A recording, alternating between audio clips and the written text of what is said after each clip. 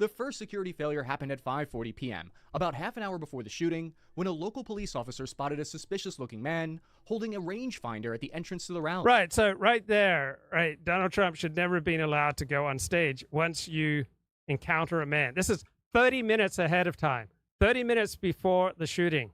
Right, Secret Service was notified that you got a man with a rangefinder. Right, incredibly suspicious. If the Secret Service wanted to keep Donald Trump safe, they would never have allowed him to go on stage until they'd gotten to the bottom of this report. A rangefinder is a small device that you can look through like a scope or binoculars. You press a button on it and it digitally gives you the exact distance of a target that you're aiming at. The suspect was pacing around outside the metal detectors at the bag area check. Officers thought maybe the device was just to observe the speech and the rally better. The officer put out a message, though, over the radio net to warn everyone of this sus behavior, which was passed along to Secret Service and other agencies. Now, AP reported that police officers then lost sight of him in the crowd as they tried to follow him.